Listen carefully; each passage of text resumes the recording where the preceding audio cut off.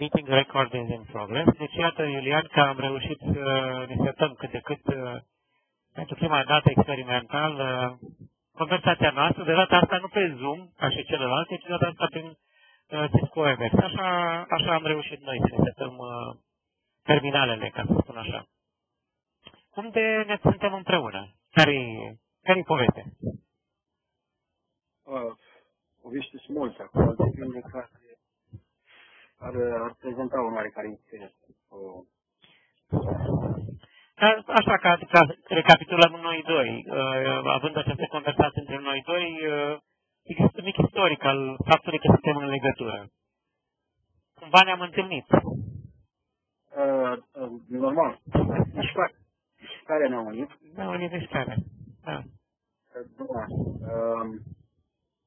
Practic, alergarea eu mă oferesc. Am învățat de la cineva, am cunoscut de-al nostru de la Iași, noi nu alergăm, noi nu facem sport, noi facem mișcare. La nivelul nostru de amator, cred că e cea mai nemerită. E o exprimare potrivită. Da, cred că e o exprimare de bun simț, așa, pentru ceea ce facem noi sau pentru ceea ce fac eu, de regulă. Da, le-am întâlnit pentru că am avut ocazia să ajung în zona Iașiului, la competițiile de genul ăsta, de alergare pentru amatori. Am fost convins tot de neșean, pentru prima dată, un prieten bun, Bogdan Blându. El e artist liric, dar a făcut în așa fel încât să mă convingă să particip. Eu început mișcarea sub altă formă. Îmi plăcea să ies dimineața, de regulă în weekend. Idealul de din prejurul orașului Piatra, de unde sunt eu. Pentru un ceai și un răsărit și o imagine și un strop de liniște, un taică de păsărele și cam tot ce poate să oferi un contact cu natura. Contact cu natura, o deconectare de partea mundană. Corect. Deci, deconectare de ceva și eu puneam accentul pe conectare la ceva, pe textul ieșitului, te deconecta, te punea în legătură cu altceva și în felul ăsta te mișcai într-acolo. Absolut, da. Și la un moment dat simțeam nevoia să ies, dar mă săturasem de rucsac și bocanci. Și vreau neapărat să ies. Și atunci am luat pantaloni scurți, am luat tenis și căști în urechi și am ieșit în oraș, la plimbare. Ce pot să fac? Kilometri în felul ăsta, merg de mol, stat muzică și întâmplător am ajuns la stadionul din Piatra. Stadionul clubului Ceaflău. Noi intrasem de foarte mulți ani acolo. Eram copil, am pus un meci și nu aveam nicio legătură cu fotbalul, așa cu băieții. Sau acele defilări, am prins și un pic, le știm. Înainte de 89, da. Exact, înainte de 89, da. Și am făcut totul spre simplu. Am găsit la fel o cunoștință acolo în instructor de arte marțiale și cunoscându-l mi-am făcut curaj cumva și zic, hai să văd dacă reușit să fac și o tură de stadion, neavând absolut nicio legătură cu alergarea, având foarte multe kilograme plus și față de acum, nu că aș avea acum puține, dar atunci aveam mult mai multe. Dar am zis, hai să încerc să fac treaba asta. Am făcut vreo 3 ture, eram foarte mulțumit de mine. Am făcut o pauză, am mai făcut 3 ture, am mai făcut o pauză, am făcut o tură. A fost o chestie extraordinară. Dar am prins pe de o parte curaj și de altă parte am început să-mi placă. Am zis, da, e o chestie care merită să o mai faci. Și am mers pe stadion până ce cumva m-am plictisit, dar m-am plictisit deloc. Da. Dar vreau să fac chestia asta în continuare, știi? Și am schimbat locul. am ieșit la asfalt, cum să zic, într-o zonă tot așa mai liniștită, în zona Strandului, dar mai din piața. Da. Dimineața, că am ajuns cumva la concluzia că dimineața funcționează cel mai bine. Nu a durat mult după ce am început să fac treaba asta, dar Bogdan, prietenul de care ziceam, a început să-mi spună, știi, să fac concursuri pentru amatori, zic, bine, dar nu e cazul, n-am nicio pentru ăștia ca noi, că știi, sunt mulți care merg, nu aleargă. Cumva m-am lăsat convins și faptul că m-am lăsat convins o condus la prima participare la un astfel de eveniment.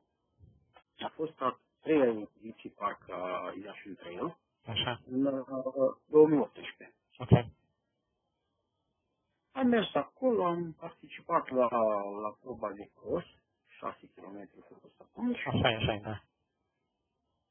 Așa, a fost o chestie deosebită pentru mine și vorba fi, m-a prins. M-a prins destul de tare activitatea asta. În ce a fost deosebită? Spune că a fost deosebită. Deosebită prin ce față de celelalte experiențe de până atunci? Nu a fost ceva deosebită fiind prima dată când eram parte activă în asemenea eveniment. Deci faptul de a fi parte activă era deja ceva deosebit. Nu mai erai solo, nu mai erai singur. Da, mă simțeam într-un fel anume, am făcut ceva, am făcut împreună cu mulți alții care au făcut la fel. Dar rezultatul a fost extraordinar. Eu ieșind din undeva cu ultimele locuri și am menținut totuși de atunci rezultatele, dar de fiecare dată, cu fiecare participare, a început să-mi placă mai mult și mai mult și mai mult. Acum realizez, Iuliane, că notez aici cuvintele cheie pe care vă atrag atenția, știi, și încerc să le pot reintroduce în conversații mai târziu, atunci când am răgazul, tu fiind povestitorul activ din întâlnirea noastră, am avut o mică întrerupere, să știi, am văzut aici că internetul avea o pauză. Am văzut aici cuvântul, am fost parte activă cu mulți alții și apoi ai spus am participat, sunt participant. Și mă gândesc acum la cuvântul, la rădăcina asta, parte din, participant, participare. Da. Din ceva care trece dincolo de tine, dintr-o experiență care poate fi împărtășită, apropo cu împărtășire, că noi facem aici o împărtășire dinamică despre mișcare, nu? Deci cuvântul ăsta, parte, se pare că e o rădăcină care are sens pentru astfel de conversații și pentru subiectul pe care îl aducem în discuție, motivul pentru care suntem și de vorbă, pentru că pe amândoi ne-a prins mișcarea pentru că noi am și căutat-o cumva. Absolut. Poate prima dată am fost condus, ca să zic așa, spre activitatea asta, spre mișcare, după care am venit de bunăvoie. Am venit, mi-a plăcut, am început să-mi doresc din ce în ce mai mult, să particip la mai multe cursuri, mai mult la nivelul meu. Am luat vreo 5 sau 6, vreo 6 în 2018 și vreo 5 în 2019. Evenimente de gen. Anul ăsta, din păcate, nu am reușit pentru că n-am reușit nimeni dintre noi. Așa.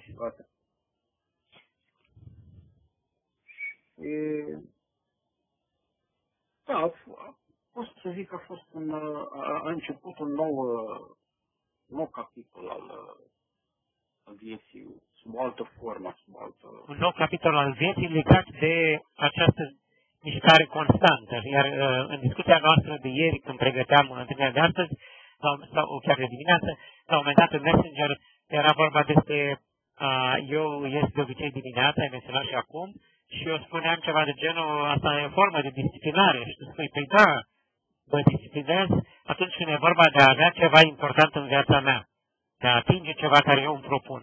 Și spunea, poate chiar o să atingem subiectul disciplinării. Ce e disciplina asta? am ajuns la un astfel de program, deci încercam să pregătesc cumva pentru participarea cea la Iași 3 din 2018. Inițial ieșeam doar în weekend, la mișcare. La un moment dat am simțit că parcă nu-i destul, pentru că se apropia data evenimentului, iar eu simțeam că nu sunt încă destul de pregătit. Am încercat să ies seara, în cursul săptămânii, după serviciu, după stat la masă, așa. Nu a funcționat cum așteptam. Adică, mare ce eu am reușit să alerg un kilometru și ceva. Adică rezultatele, așa cum te simțeai tu, făcând mișcarea, nu erau pe măsura așteptărilor. Ai fi dorit un alt fel de răspuns, da, o altă formă, da. Și atunci? Da.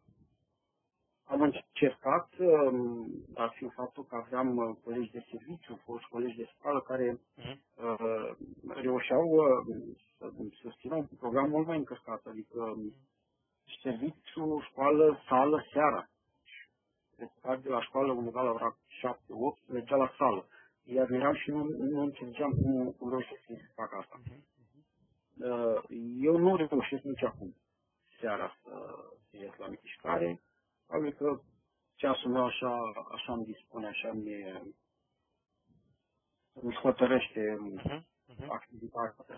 Și atunci îmi doream cumva să pot ieși dimineața, să pot integra la vremea aceea și fost bucuros, să zic, să reușesc undeva la maxim 5 ture de stadion. Ok. Da. Asta era obiectivul dimineața, dacă reușeai, da.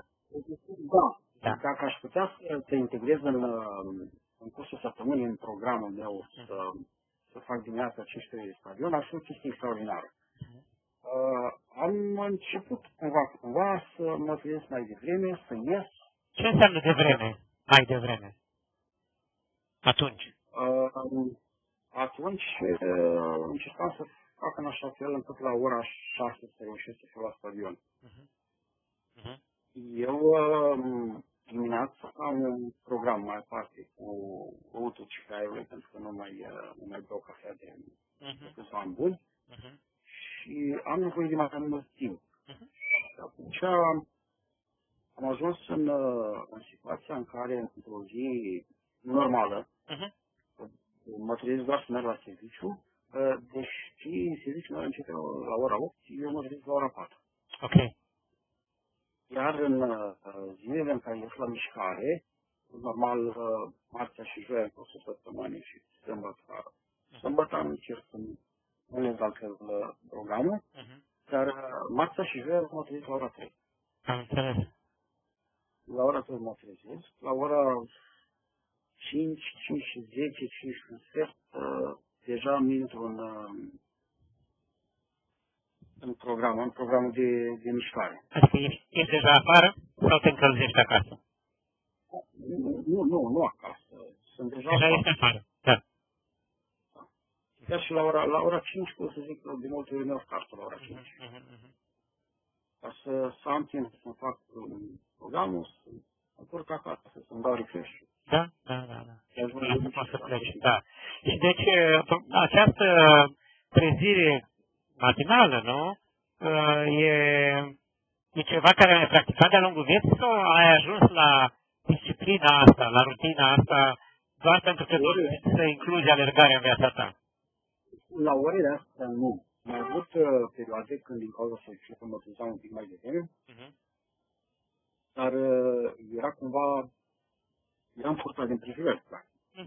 De asta ajung la serviciu la anumite ore. Da. Acum mi-acord mie timp.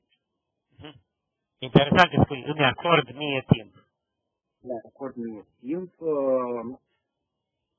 chiar toată perioada asta de dimineață e pentru mine, e pentru băutul ceaiului, e pentru, eu știu, sesiuni de meditație, e pentru a ieși la mișcare și da, nu consider că nu este mare egoistă, dar e timp acordat mie. Și această înțelepciune, această grijă față de tine, pe care tu o practici. E o grijă în acțiune, pe care, ca o igienă personală, atunci când nu dimineața ne spălăm pe dinți, că ai această formă suplimentară de grijă, că ai ritualul ceaiului, că incluzi mișcarea în viața ta. Pentru asta ți aloci timp special pentru asta, trebuie să legi undeva. Și atunci te trezești mai devreme. De unde vine această capacitate, să spun eu, această înțelepciune la început? Cum de ai ajuns la ea? Cum explici această? Poate înțelepciune e un pic cam pretențioasă exprimarea, dar... Adică o vezi mai simplu, nu o vezi atât de dramatică această... Eu consider, sau eu văd felul următor, organismul s-a obișnuit, organismul îmi cere. Și dintr-un minim respect față de organismul meu, încerc să-i dau.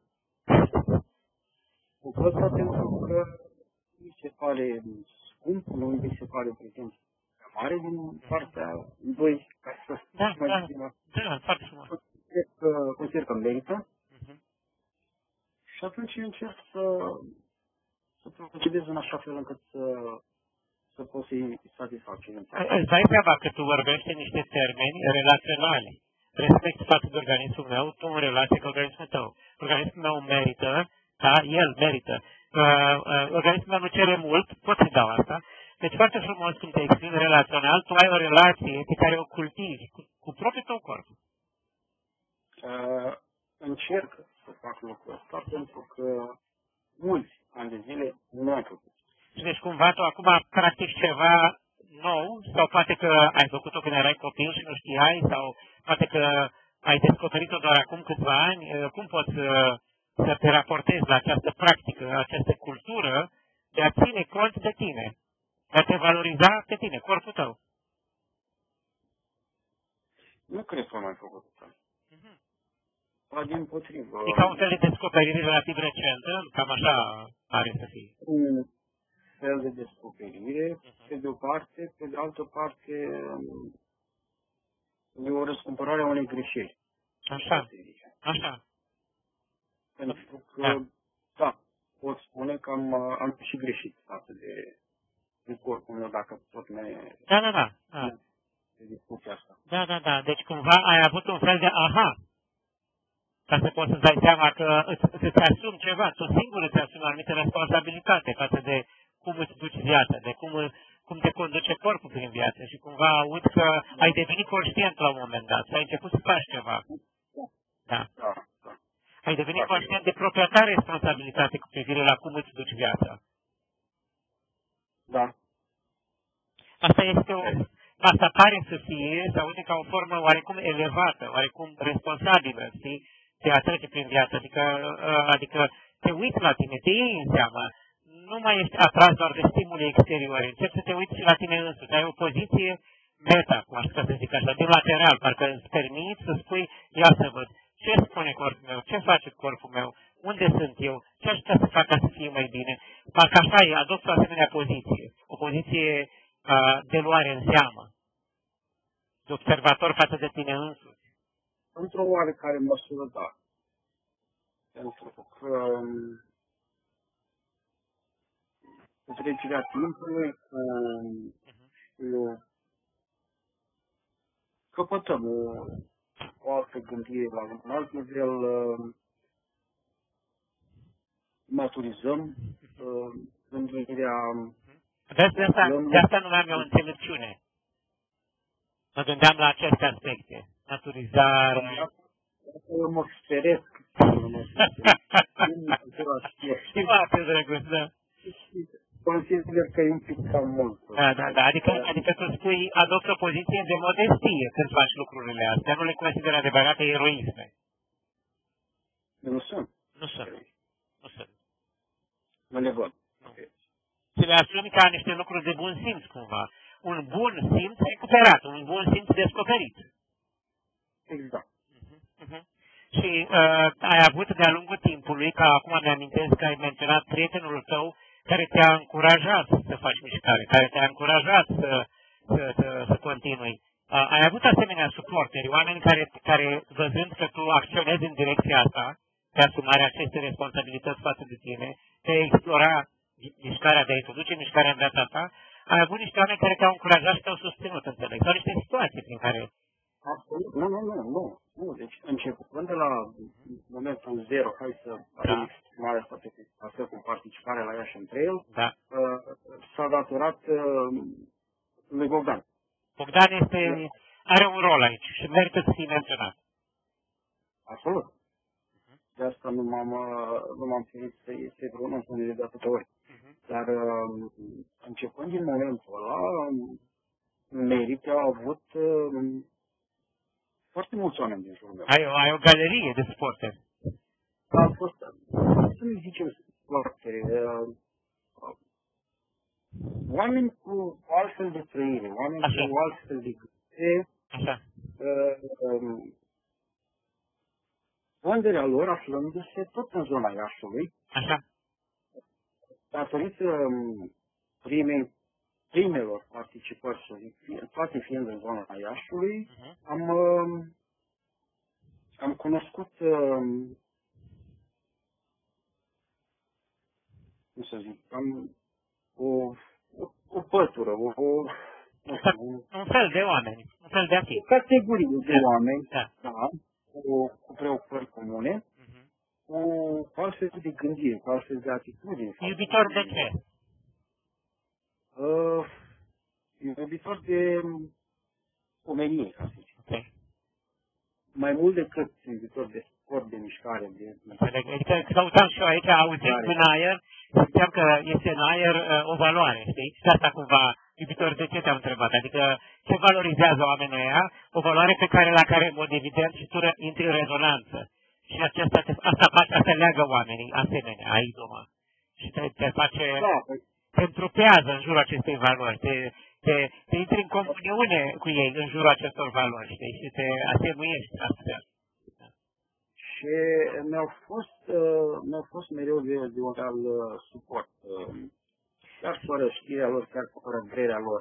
Sigur, tu primeai ceva, ceea ce ei, în generalitate, lor ofereau poate multora, sau chiar modelul, pur și simplu că îi vezi lângă tine și observi ceea ce fac, dar tu erai capabil, pregătit și chiar ai și luat ceea ce era de oferit. Și ai știut să apreciezi asta, de asta și menționezi acum. Pentru că n-aș putea să-l fac. Sunt oamenii pe care cei mai cunoști, sunt cei de bani Iași, e Cătălin, e Iosif, nu știu, e Ionuț, sunt puțini pe care îi știu după nume, dar... Pe cei care îi știu și eu după nume, nu știu nicio pe tot, după nume.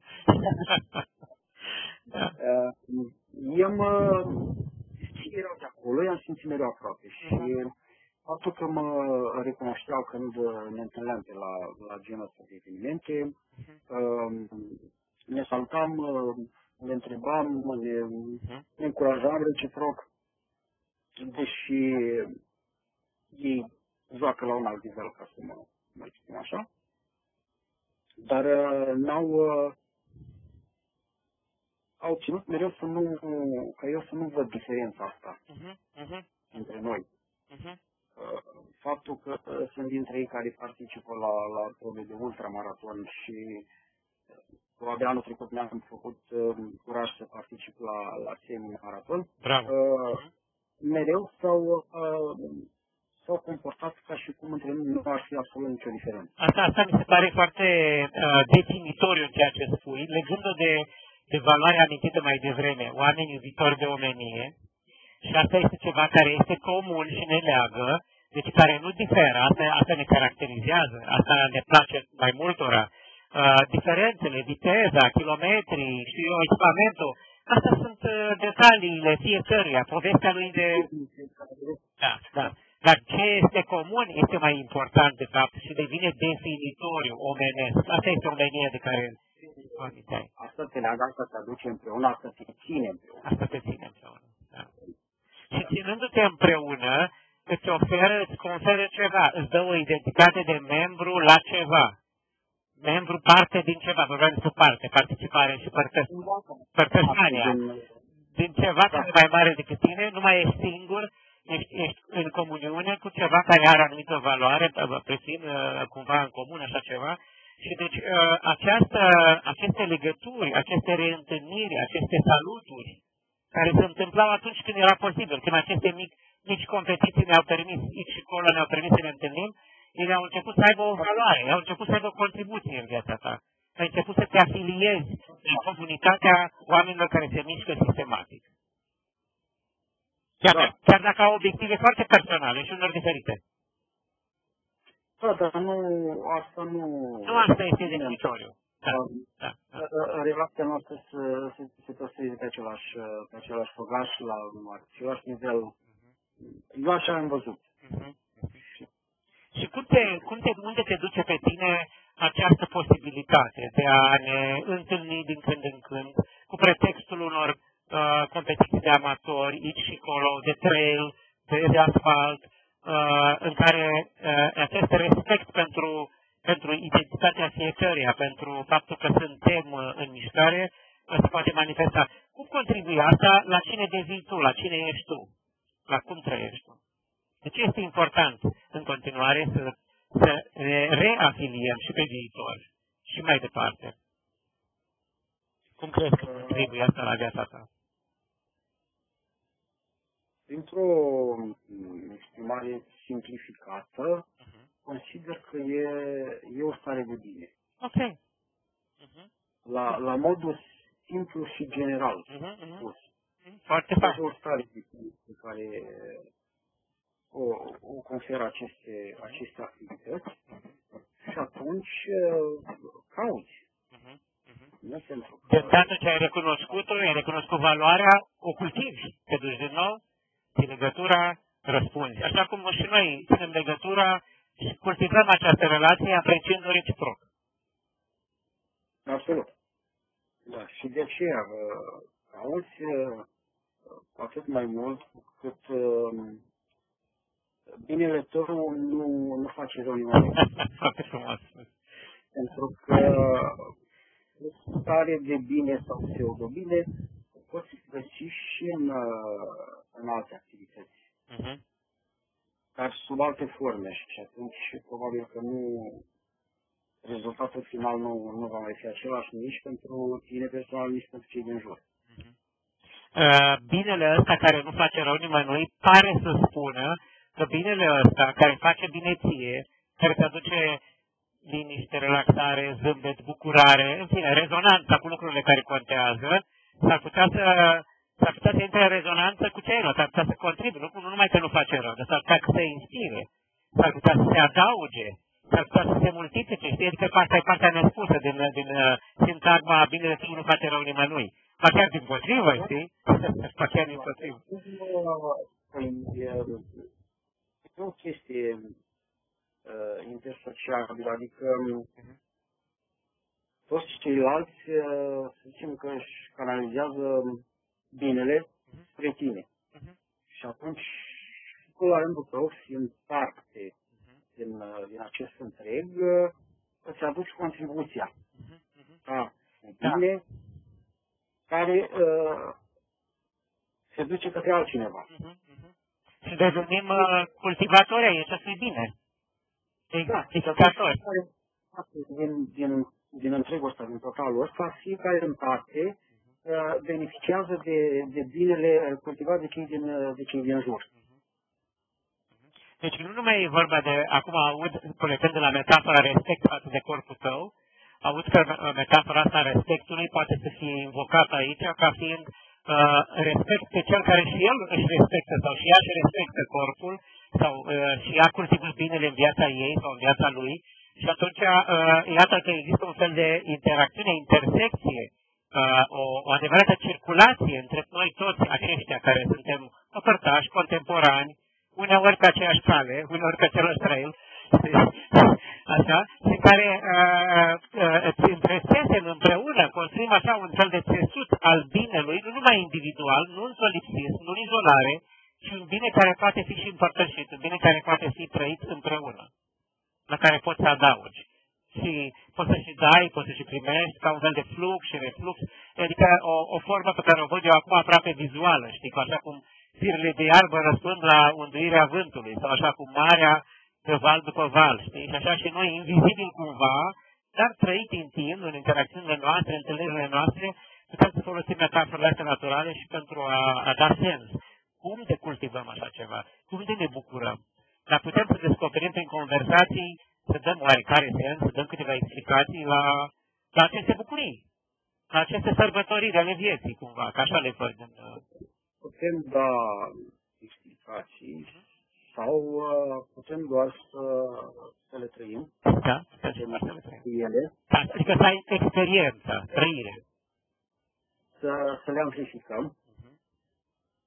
Și poate că, nu știu, de multe ori poate nu e bine să ne punem neapărat întrebări sau să încercăm să le explicăm. Uneori, dacă le explici în defavoarea trăirii, riști să atenți trăirea însăși sau să denaturezi.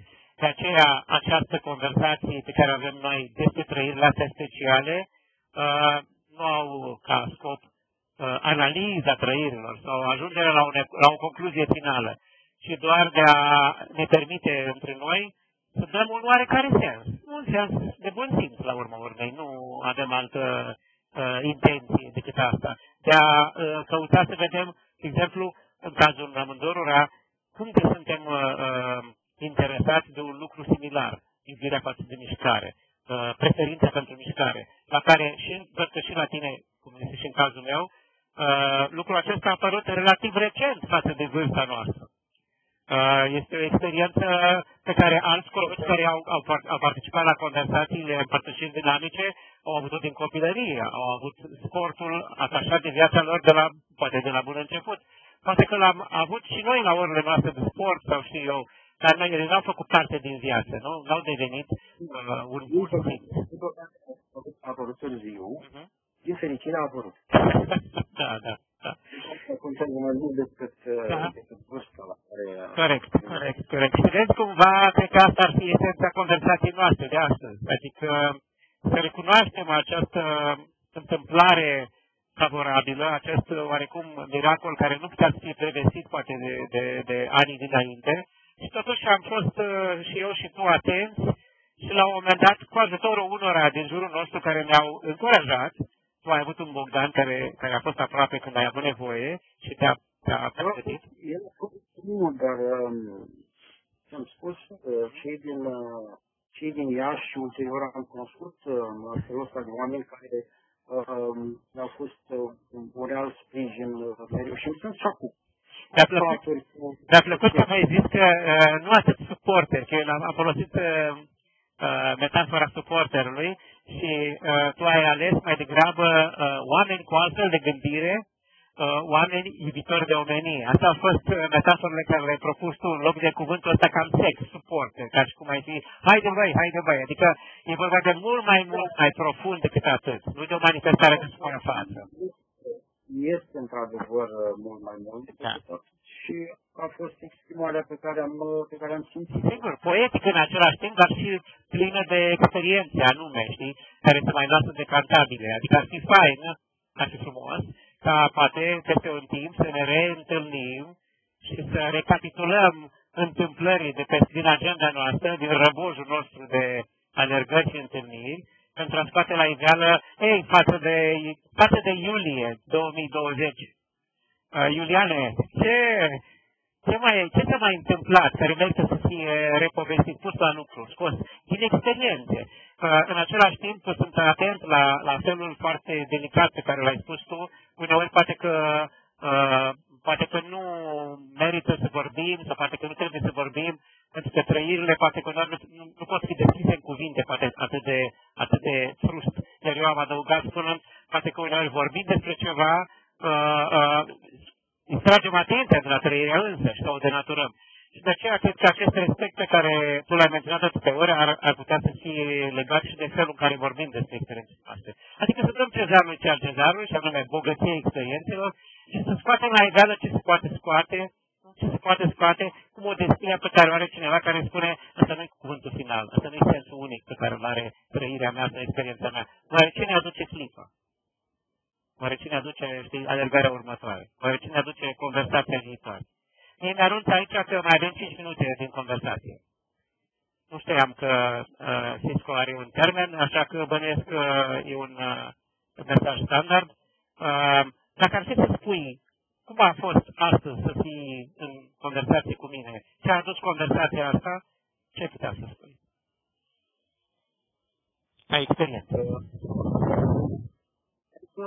Faptul că sunt oameni cu care faci mișcare, sunt oameni cu care poți vorbi despre asta și vorbitul cu sens, vorbitul cu rost. Și mai mult decât atât, e important că atunci când vorbești despre experiențe, despre trăirea ta, ar fi nu să te auzi doar tu, și ar fi probabil cu bucurie dacă ceea ce poate să audă și altcineva și poate să profite. Să ia ceva, să extragă ceva bun din toată asta. Cum noi, la rândul nostru, am avut ocazia să luăm câte ceva bun de la fiecare din jurul nostru, sub o formă sau alta. Realizez acum că, practic, mă invit să vizualizez cumva că decantăm, așa, din experiențele noastre, le pigulim, le picurăm așa în conversații și ce fain ar fi, ce frumos ar fi ca din aceste picături, din seva asta, ea să se hrănească și mai departe, ea să inspire și mai departe, să aibă sensuri și pentru alții. Dacă dincolo de pragul conversației. E obligatoriu. Normal, Da, fain. Mulțumesc foarte mult, Iulian, pentru șansa asta de a sta de vorbă. Prima dată, așa? Mulțumesc și eu, da, e prima dată. Asta este că noi scoatem multul din restricțiile pandemiei. Am învățat să fim online și acum ne folosim, chiar dacă am putea să ne vedem la o terasă și sper să ne vedem la un moment dat la o terasă, înainte, în timpul, dar mai degrabă după o alergare, că în timpul e mai greu să fim la o terasă. Și să fim sănătoși și să ne avem bucuria de a povesti lucrurile care merită să fie împărtășite. Mulțumesc și eu că te-ai gândit la mine. O zi frumoasă. Și mulțumesc că te-ai alăturat galeriei de împărtășitori dinamici. E o mândrie pentru mine. O zi frumoasă. La revedere. Sunt cu bine.